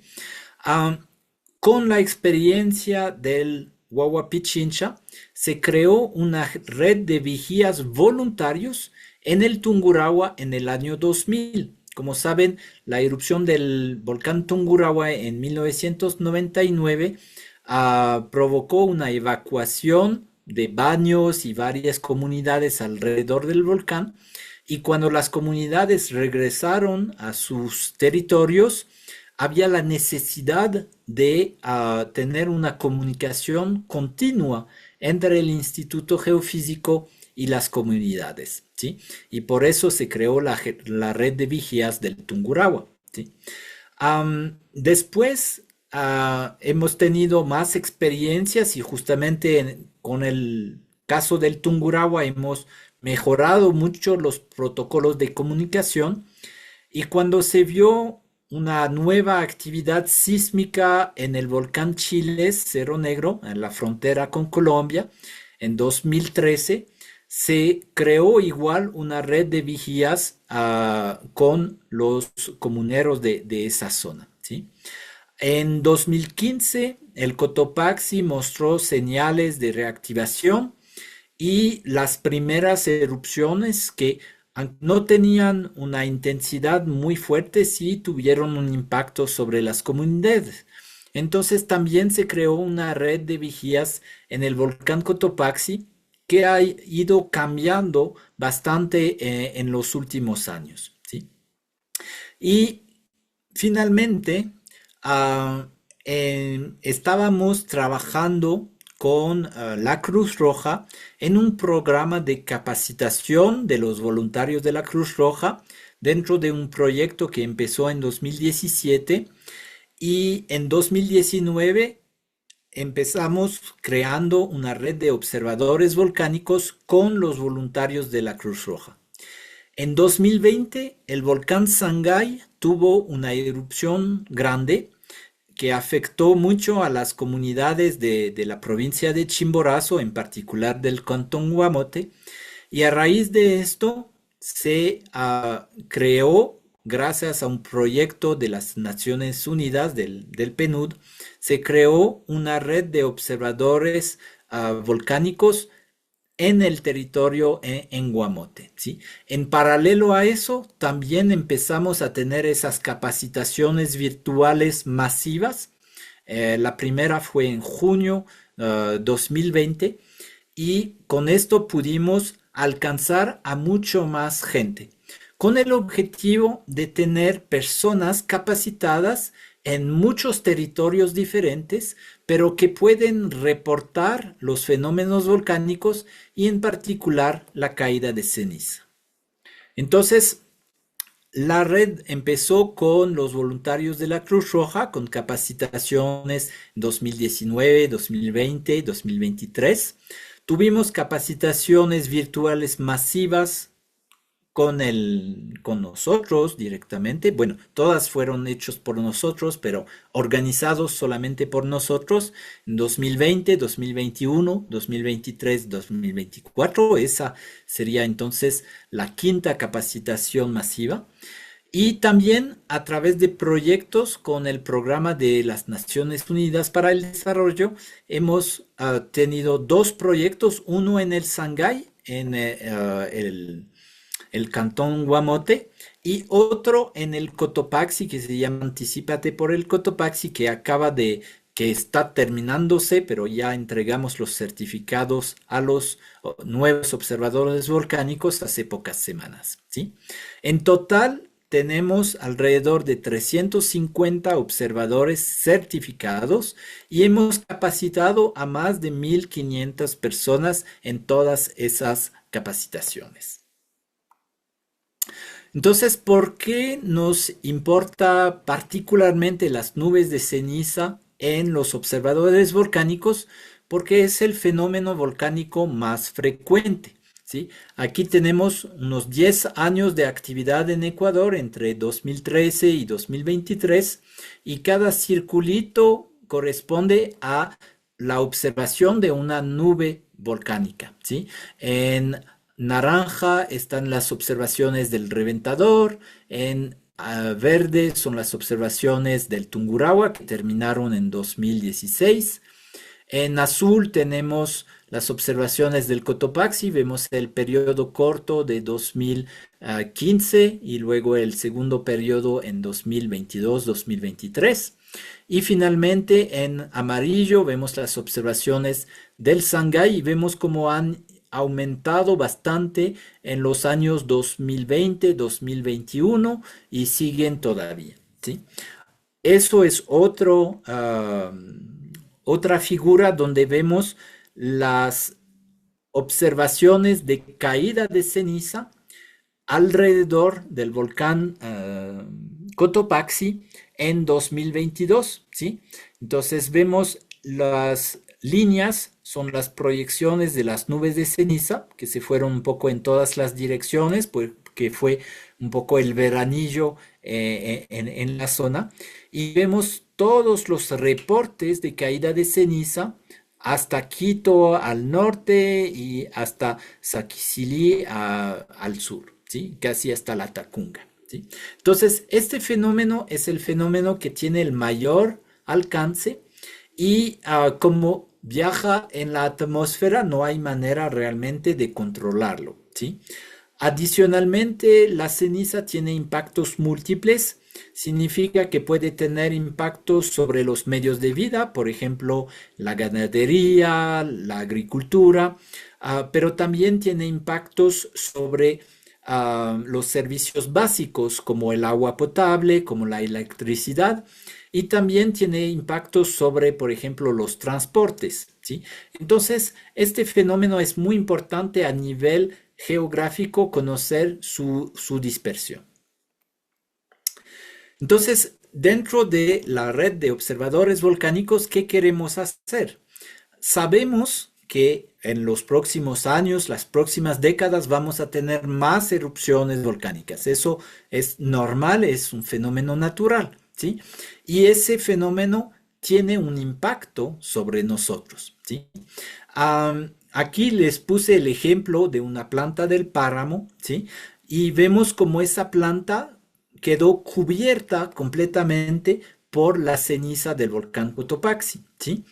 Pero esa planta está adaptada a las caídas de ceniza, el páramo, las plantas del páramo se nutren de la ceniza, ¿sí? Y vemos que después de unas semanas, la misma planta, en el mismo sector, está ya verde otra vez, ¿sí? La ceniza por las lluvias, ha sido evacuada y entonces debajo de la ceniza vemos que la planta no ha sufrido tanto, ¿sí?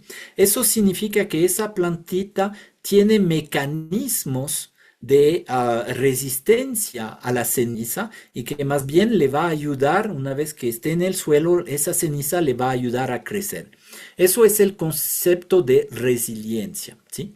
Entonces, nosotros queremos pasar este concepto, pasar del impacto de las caídas de ceniza a la resiliencia de las comunidades que pueden ser afectadas por este fenómeno.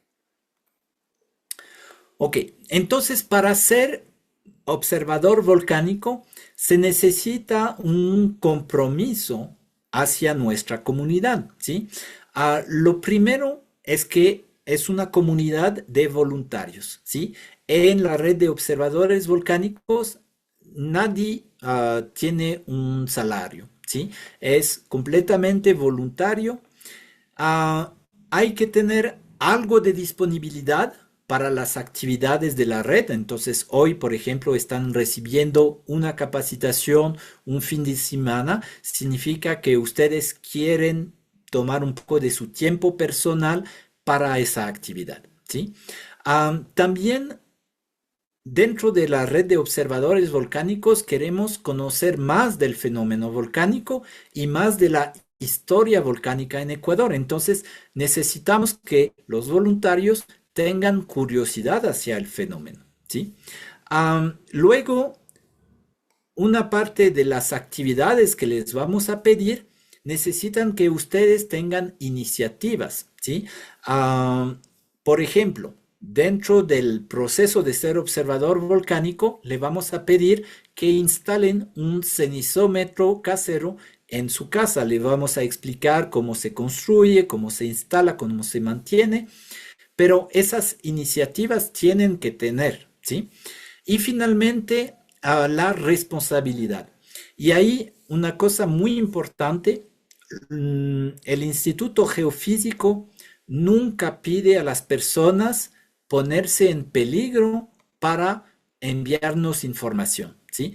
Es responsabilidad de cada uno, primero, protegerse a sí mismo, proteger a su familia, a sus hijos, a sus padres, ¿sí? Eso es su primera responsabilidad, ¿sí? Y el hecho de ser observador volcánico no le quita su responsabilidad principal, que es hacia su familia, hacia su persona misma, ¿sí?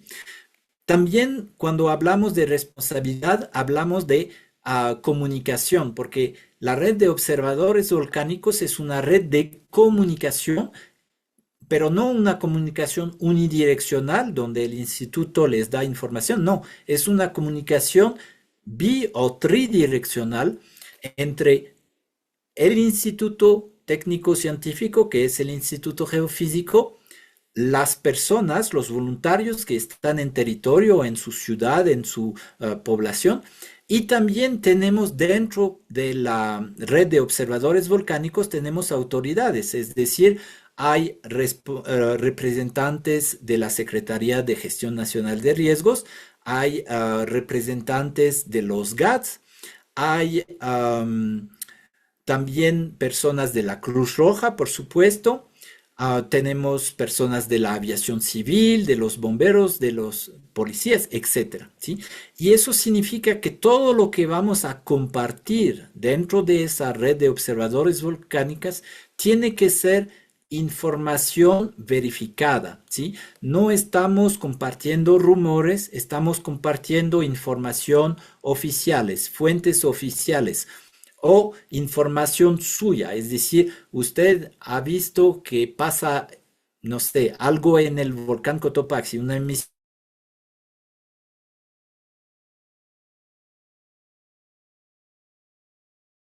más fuerte de gas. Toma una foto y con esa foto hace el reporte.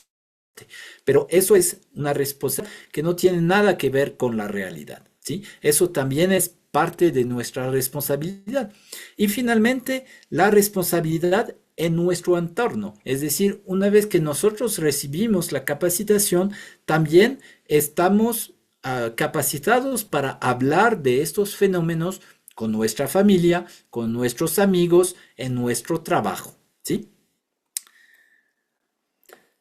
Listo. Entonces, a través de esa capacitación y seguramente las siguientes, si se quedan en la red, vamos a aprender a informarse sobre la actividad volcánica. Entonces, eso no es muy complicado. La fuente oficial de información sobre la actividad volcánica en Ecuador es el Instituto Geofísico, ¿sí? Desde 2003 tenemos el encargo presidencial para esa actividad, ¿sí?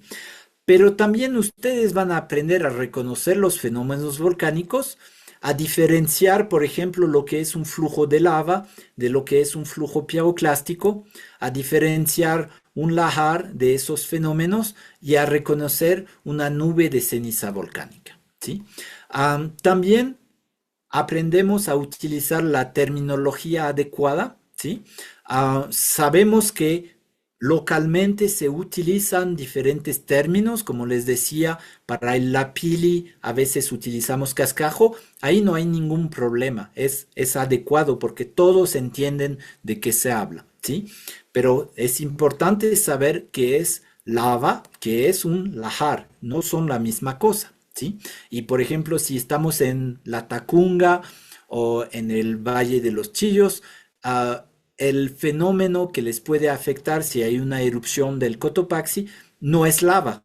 Sabemos eso porque la lava se queda al pie del volcán, sino que son los lahares, que es otro fenómeno, que tiene otra velocidad, otro alcance, etcétera, ¿sí? Entonces, utilizar los términos adecuados es muy importante, ¿sí?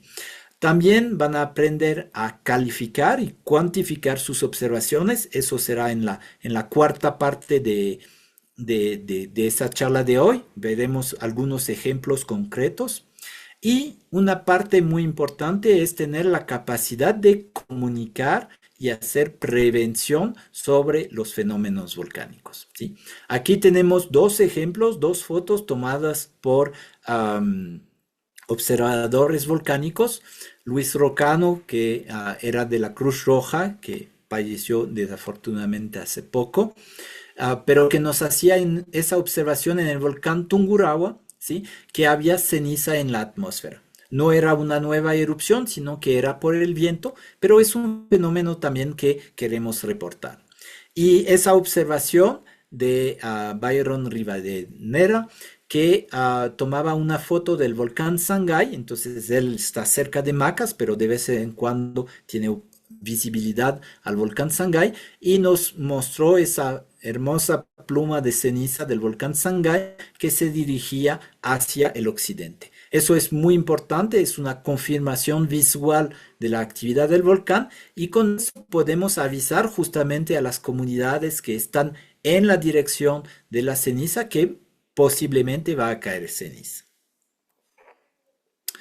Dentro de las tareas que se les pide a los observadores volcánicos, tenemos unas pocas cosas. En realidad, al diario no es algo que les va a tomar mucho tiempo. Quizás sería unos pocos minutos al día para mandar una observación. Entonces, mantener la comunicación con el instituto, eso lo vamos a hacer a través de un grupo WhatsApp, ¿sí? En este grupo WhatsApp al momento tenemos alrededor de 250 voluntarios.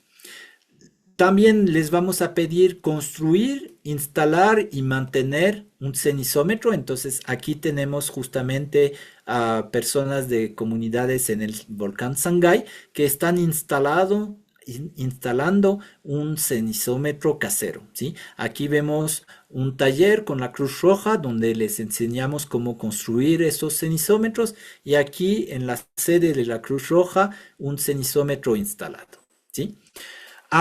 También es importante mantener un registro de sus observaciones, ¿sí? Entonces, algunos voluntarios crearon, por ejemplo, unas fichas que van llenando día a día y que dicen si hay ceniza, no hay ceniza, etc. Y, por supuesto, tomar fotos y videos Más fotos porque es más práctico compartir fotos, pero algunos fenómenos necesitan videos para entender la dinámica, ¿sí?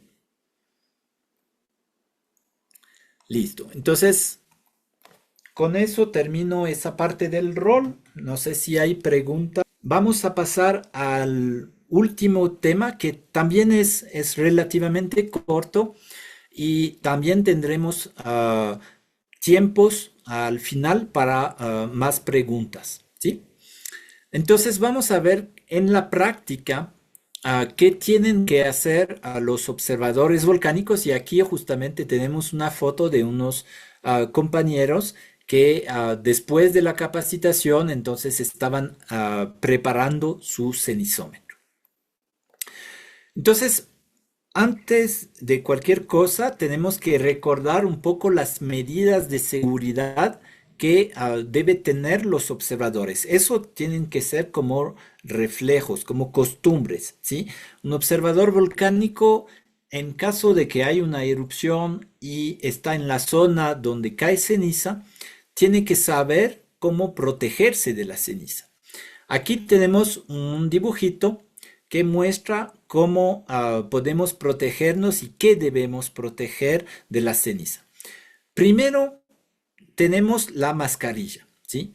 La mascarilla es una mascarilla que filtra partículas, ¿sí? Entonces, esa no necesariamente es una mascarilla que filtra los gases ácidos, porque estos están típicamente más altos en la atmósfera, pero en la superficie tenemos la caída de ceniza y vamos a tener ceniza en el ambiente.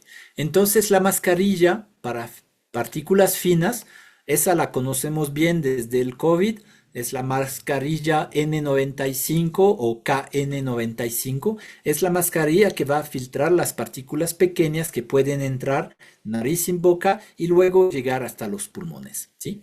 Pero también tenemos la protección de los ojos, ¿sí? Y eso es muy importante. La ceniza es un material fragmentado, muy áspero, ¿sí? Y eso puede rayar los ojos, ¿sí? Y entonces es importante protegerse, ¿sí? Necesitamos gafas que cubren bien los ojos y que no estén abiertas, ¿sí? No son las típicas gafas de protección que encontramos en las ferreterías, son gafas que tienen un sello hermético, ¿sí? Si no tienen gafas así, una alternativa que a mí me parece muy buena son gafas de piscina. Las gafas de piscina son selladas y protegen muy bien de la ceniza, ¿sí? Luego tenemos el pañuelo, la gorra para proteger el cabello, evitar que la ceniza entre en contacto con el cuero cabelludo. Para la ropa con mangas largas, ¿sí? Porque queremos igual evitar el contacto de la piel con la ceniza. Si vamos a realizar actividades en el exterior, protegerse las manos con guantes, los pies con zapatos cerrados, ¿sí? Toda esa protección personal es para evitar en su mayoría el contacto entre nosotros y la ceniza.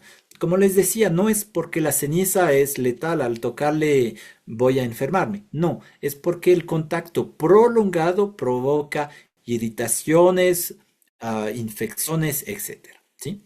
Entonces, eso es una primera cosa, ¿sí?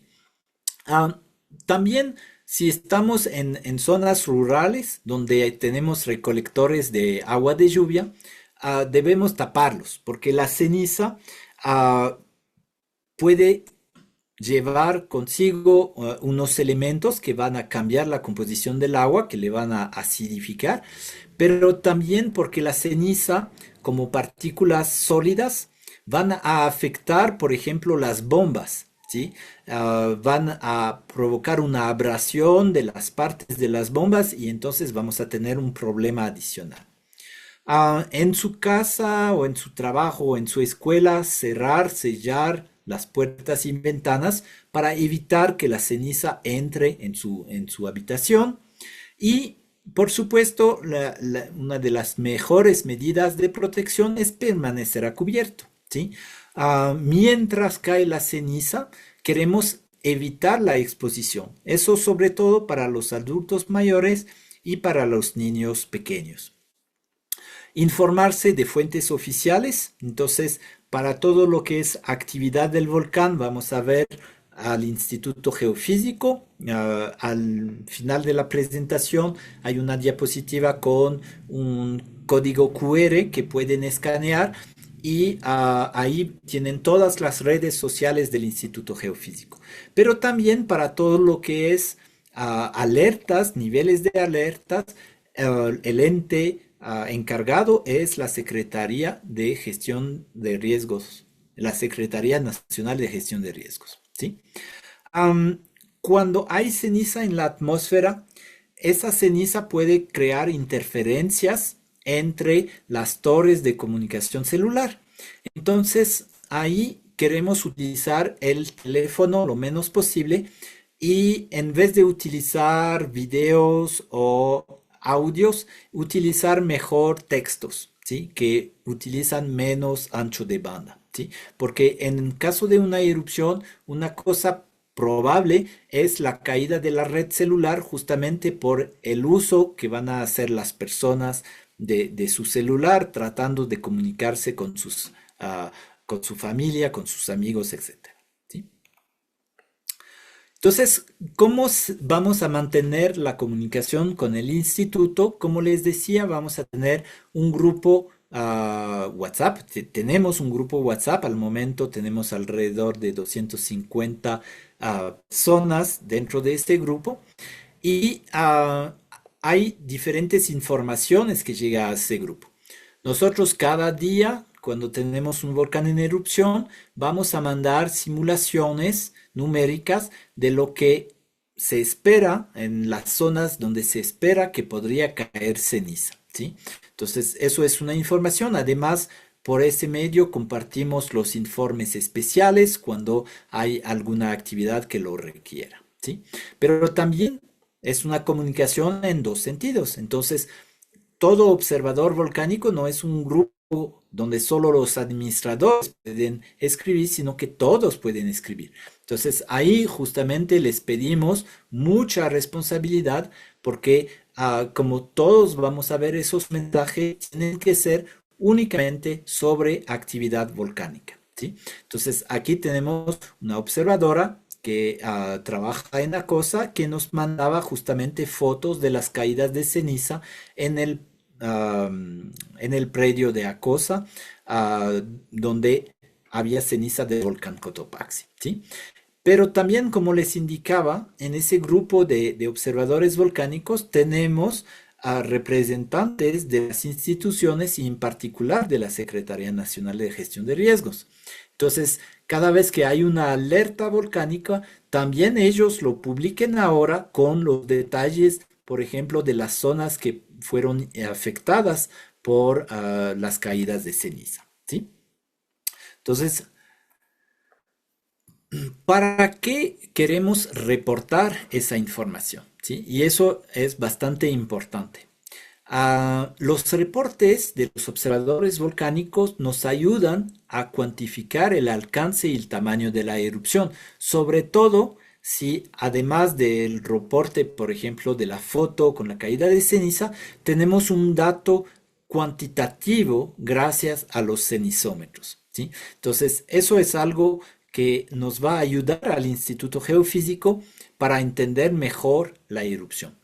Pero hay otro factor importante con los reportes, es que en el caso de crisis ambientales, en el caso de catástrofes, lo que necesitan también las autoridades son los reportes de daños, ¿sí? Y a menudo ciertas zonas no ven la ayuda humanitaria solamente porque las autoridades no saben que hubo un daño, ¿sí? Entonces, al reportar, por ejemplo, que el ganado está siendo afectada por la caída de ceniza, al reportar que hay colapsos de techos, las autoridades ya saben que tienen que intervenir en estas zonas, por ejemplo, para entregar alimento para el ganado o para preparar refugios temporales para las personas. Entonces, eso es la razón para qué necesitamos reportar. ¿Qué vamos a reportar? Entonces, hay varias informaciones que podemos reportar. Si vemos, por ejemplo, una columna con cenizas, si percibimos una caída de ceniza, pero también hay cosas un poco más específicas que podemos reportar.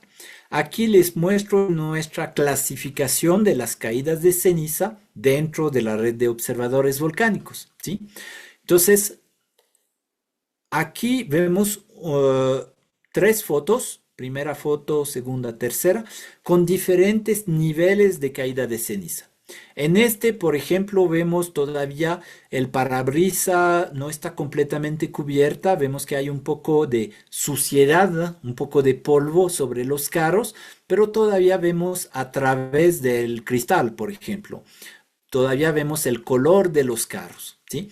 Eso significa que la caída es leve. Vemos los pasos de las personas en la cerca, pero no está completamente cubierto. Entonces, eso nos da una indicación que hay menos de 0,1 milímetro de ceniza, menos de 100 gramos por metro cuadrado, ¿sí? Cuando las superficies empiezan a ser completamente cubiertas y ya no se nota el color del carro, ya no se puede ver a través del cristal del vidrio, podemos indicar que es una caída de ceniza moderada, ¿sí? Entre 0,1 milímetro hasta 2 milímetros de espesor, ¿sí? 2 milímetros de espesor corresponde a una carga de 2 kilogramos por metro cuadrado, ¿sí? Y finalmente, cuando tenemos más del espesor de una moneda de $1, se considera como una caída de ceniza fuerte, ¿sí? Solo esas 3 categorías ya nos permiten saber en qué zona ha caído más, en qué zona ha caído menos, ¿sí? Eso no significa que decir que la caída de ceniza es leve, significa que no va a haber acciones, ¿sí? Porque a partir del momento que hay ceniza, igual hay que protegerse, ¿sí? Pero significa que quizás en esa zona de caída leve no necesitan, por ejemplo, alimentación para el ganado o no es muy necesaria la limpieza porque con la lluvia se va a limpiar muy fácilmente, ¿sí? Pero en una zona de caída moderada ya vamos a tener que hacer una limpieza de los autos, de la calle, etcétera. Y en la zona de caída fuerte, ahí hay que mandar más recursos, mascarillas, kits de salud, protección para los animales, etcétera, ¿sí? Entonces, ahí vieron cómo pueden reportar en función del nivel de caída, ¿sí? También nos interesa mucho conocer el tamaño de la ceniza, ¿sí? Entonces, tenemos ese pequeño cuadrito donde el tamaño de la ceniza varía desde grueso, que es tamaño azúcar que utilizan para endulzar cualquier cosa, su café, sus postres, etcétera. Entonces eso va a ser como la ceniza gruesa. Un poco más fino tenemos la sal de mesa, ¿sí? Y mucho más fino tenemos la harina, ¿sí? ¿Por qué nos interesa saber el tamaño de la ceniza? Porque la ceniza más gruesa típicamente es más cerca del volcán, pero también es una ceniza que es más fácil de limpiar, ¿sí? Porque se resbala un poco sobre las plantas y todo. Mientras que la ceniza muy fina se pega a cualquier superficie. Es mucho más difícil de limpiar y también es la ceniza que con el viento se removiliza todo el tiempo y se queda en la atmósfera. Para el sistema respiratorio, la ceniza fina, que es tamaño harina, es la que va a entrar en el sistema respiratorio hasta los pulmones y que va a ser muy difícil de sacarle. Entonces, cuando hay ceniza fina, es sumamente importante tener la mascarilla de protección, ¿sí? Otra información que nos interesa es el color de la ceniza, si es de color blanco, gris oscuro, gris claro, negro o rosado. Eso nos puede indicar a veces su composición o a veces más bien el dinamismo eruptivo asociado a esa ceniza, ¿sí? Entonces, ¿cómo se reporta esa información?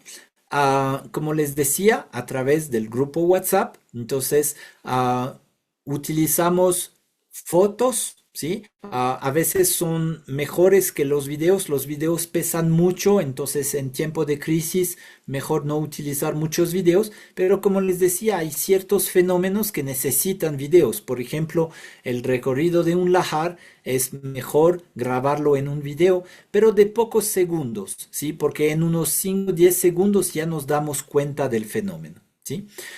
Siempre con los reportes va la fecha y la hora, ¿sí? Entonces aquí podemos ver que esa observadora tiene una aplicación que comparte la foto con la fecha y la hora. Esto es muy importante porque hay muchas desinformaciones en las redes y muchas veces no sabemos, no podemos identificar exactamente la fecha y la hora de una foto, ¿sí? Indicar el lugar desde donde se tomó la foto. Entonces, este se tomó desde San Ramón, viendo al volcán Cotopaxi. Una descripción de lo que pasa, entonces aquí nos pone SN, ¿sí? Es muy corto, pero sabemos, SN significa sin novedades. El volcán está sin novedades, ¿sí? Y el autor de la foto, entonces en este caso como es la propia observadora, sabemos quién mandó la foto, ¿sí? Aquí tenemos otra imagen. Esa es con una aplicación que hemos desarrollado, pero que ya no está funcionando muy bien debido a cambios de las plataformas Google, pero esta permitía compartir una ubicación así con Maps. Pero es el mismo tipo de información, solo quizás organizado de diferente manera. Pero esa es la información que tenemos que reportar. Luego, otra actividad que les pedimos, y eso a través justamente de los cenizómetros, es la toma de muestras de ceniza. En el Instituto Geofísico, nosotros analizamos la ceniza para cuantificar su contenido de ceniza muy fina, la que es más dañina para la salud. Aquí en este esquema podemos ver que la ceniza que es menor a 100 micrones o 0,1 milímetro se llama ceniza inhalable, es la ceniza que entra hasta la garganta, ¿sí? Pero luego si la ceniza es más fina de 10 micrones, 0,01 milímetro, es la ceniza, la fracción torácica, y esa es la que pasa en los pulmones y puede provocar enfermedades agudas como la bronquitis, ¿sí?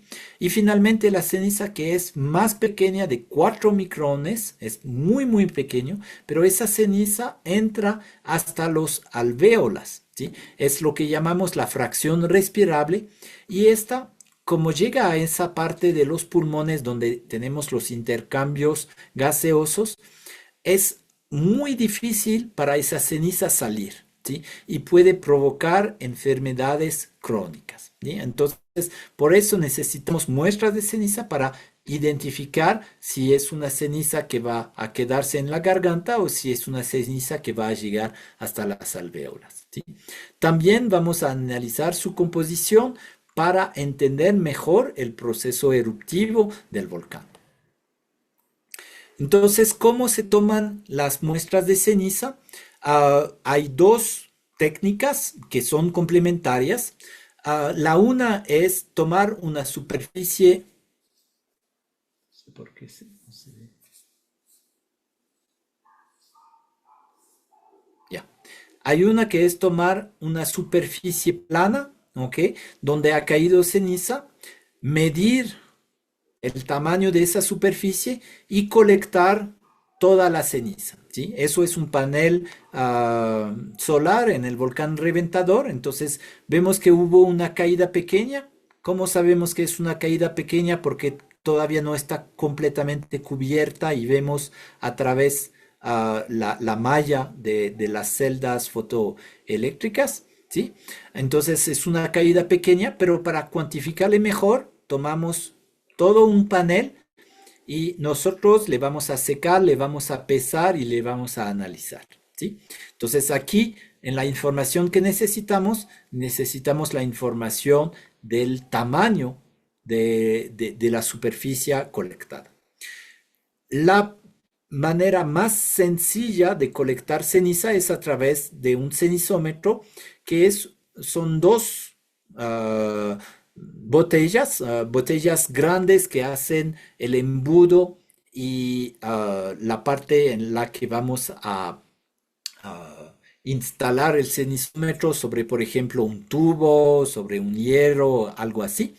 Y dentro tenemos una pequeña botella que tiene un filtro que deja pasar el agua de lluvia, pero retiene la ceniza, ¿sí? Entonces, al colectar esa pequeña tapita con el filtro, vamos a colectar la ceniza que cayó, ¿sí? Entonces, sobre el cenizómetro, vamos a compartirles 3 vínculos de videos porque no tenemos tiempo hoy de hacer un cenizómetro directamente, pero tenemos esos videos que están muy bien preparados para explicarles cómo hacer un cenizómetro, ¿sí? Y eso también es parte de la capacitación, ¿sí? Para cumplir y para integrarse a la red de observadores volcánicos, ustedes tienen que asistir a esa capacitación. Luego, en la tarde o mañana, les enviaremos un pequeño cuestionario en el que tienen que responder. Lo pueden repetir, no hay ningún problema. Es solamente para asegurarse que obtienen alrededor de 70% de buenas respuestas, pero si la primera vez no tienen, pueden repetirlo. Y finalmente, la última prueba para ser parte de la red de observadores es construir con material de reciclaje un cenizómetro casero e instalarle puede ser en su casa o puede ser en su trabajo o en la casa de un familiar si tiene una mejor ubicación, ¿sí? Pero esos son los 3 pasos para ser parte de la red y una vez que se confirman esos 3 pasos, se les entregará un certificado que indica que cumplió con todos los requisitos y también se les incorporará al grupo WhatsApp de observadores volcánicos, ¿sí? Entonces, con eso termino las charlas. Esas han sido un poco más cortas, así tenemos tiempo para más preguntas. Aquí están mis coordenadas con mi correo electrónico y mi número de celular. Las evidencias del cenizómetro me las pueden mandar a este número, ¿sí? Y también aquí les dejo el código QR para que lo escanean y pueden ver las redes sociales del Instituto Geofísico. Listo, entonces, bueno, quiero agradecerles porque realmente tenemos bastante personas que participaron en ese taller de capacitación. Al momento todavía tenemos más de casi 140 personas que están presentes. Eso muestra que tienen curiosidad, que tienen interés en esto. Espero que completan los requisitos y así aumentan justamente a la red de observadores porque más observadores significa más personas informadas, más personas que pueden comunicar, por ejemplo, los daños debido a las erupciones volcánicas y sobre todo más prevención a la escala del país sobre esos fenómenos, ¿sí? Entonces les agradezco un montón, agradezco también a Gerardo, Javier por la parte técnica, a Edwin, Henry y Evelyn por estar conmigo este sábado en la mañana. y vamos a estar en contacto con todos ustedes en los próximos días y semanas. Gracias y